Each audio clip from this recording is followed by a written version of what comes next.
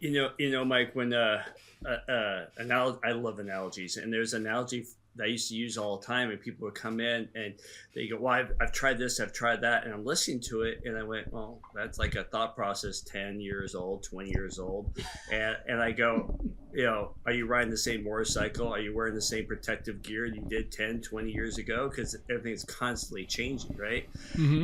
Yet it seems like everything equipment wise changes. Mental patterns don't change very fast. Sure. What are some of the fitness and nutritional patterns that you were a strong advocate 10 years ago, 5 years ago, that you push that now you step back and go, you know what, that didn't really work as good, and you have a totally different thought process on?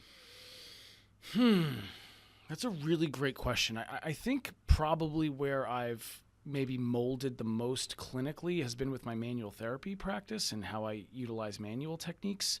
I think early in my career, I was so highly technical and like, oh my God, I have to like untangle all these individual fibers for this person. You know what I mean? Like when I went to take ART, like it was like hook, line, sinker. I was in, man, And again, that's the double-edged sword, right? Part of my personality is that like I will go 180% all in on something and go as far down the rabbit hole as it'll go. Like I'm willing to go down to the, but then when you really dig deep and you start doing your research, you go, oh, there's some holes in this. And this doesn't work in every situation. And then as I started backing out of some of these rabbit holes, I started to kind of zoom out a little bit. And, one of my mentors, Dr. Stephen Capabianco, I don't know if you guys are familiar with Dr. Steve. He's the medical director for Rock Tape. He's the founder of Rock Tape, essentially. I mean, he wrote all of the continuing education. He is the smartest guy nobody's heard of in this field, and you definitely should have him on if you get a chance to. When he talks about touch and the neurophysiology of touch, and he and Rock Tape opened my eyes to a new way of looking at manual therapy that from like the biopsychosocial perspective and, understanding more of maybe the neurosensory side of this, and maybe what we're doing from a tissue level is a little less important than we used to think it was. So I'm not as bullish on hyper-specific manual techniques as I once was. I still use them, and I'm still a huge advocate for manual therapy, especially in a social media landscape where it seems like every influencer of consequence wants to smash the practice because it doesn't create a permanent change in people. And I'm like, where the F are we doing that in medicine, man? I'm like, did I miss something here? Did statins cure high cholesterol? Because I don't think they do, right? Or does insulin cure diabetes? Pretty sure it doesn't.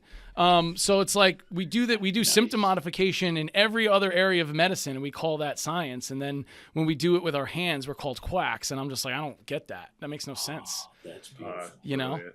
So I'm a huge advocate for using touch-based therapies because it's like a lot of people want to be like, well, what's the efficacy? And NSAID's going to be more effective. Yeah, but look at the downside. Mm-hmm. You can't look at just upside. You have to consider the side effects, the risks, the consequences of these things. Everything has a price. But touch, what's the price? Time. And time what? Spent with a patient? Why is that a bad thing? I just think where it goes too far is where it's like, hey, I'm going to fix you with my hands. You need me to fix you. And that's where I kind of draw the line. I'm not a fixer. I'm a facilitator.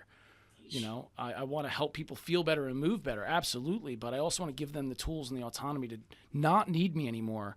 And building that as part of our core value has worked really well financially. I think a lot of therapists and clinicians get concerned if they don't create this necessity that their businesses are going to suffer. And I'm proof that the opposite's true. We've been thriving in a really difficult economic landscape as a cash pay, high premium ticket provider. But again, if you can give results for people and you can give them an awesome experience with that, there's always a market for quality. There's always will be. And I think now more than ever before. 100%. 100%. And that's why. I think that's why you're seeing the top 10% of clinicians in all the fields go private, go cash. And then, and a lot of people get very upset by that because it's like we're now not inclusive anymore. But again, it's like all of us, we can't help everybody anyway, even if we wanted to. Even if we did our stuff for free, we can't help everybody. So, again, it's always trying to balance the two, right?